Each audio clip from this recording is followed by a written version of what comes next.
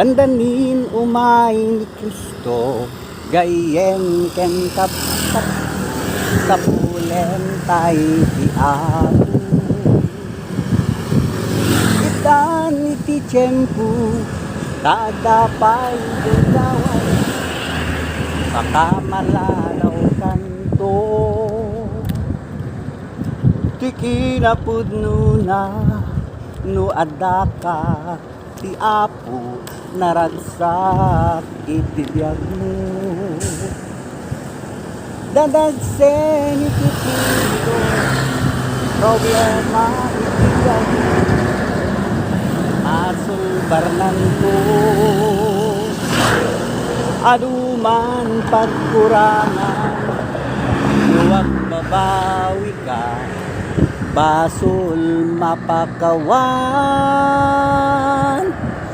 Iti Diyos ket na imbag, naragsak man nakaawat, kadagiti ay nasayaan.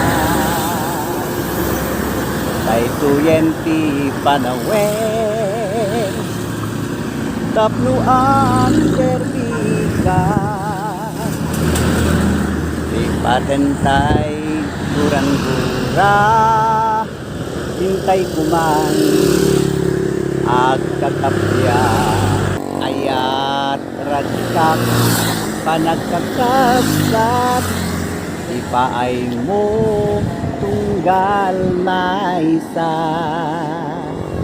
Amuyo ko kapsat kin gagayem, nag-walking kami itatay bandang alas 3 iti Parbangon, ijay Barabar, San Nicolas. Di manon kami mat dito'y tingras itatan. Bandang alas 7 siguro, di Parbangon. Kini Brother Peter, naman nakita na nga furniture. Ano yan, parang naara, oh. Oversize na bed, kakabsat. So, thank you very much kada kayo namin kakabsat, mga ka-viewers ko dyan, Luzon, Visayas, Mindanao, na impact ko na mga ngayon sa patayo namin.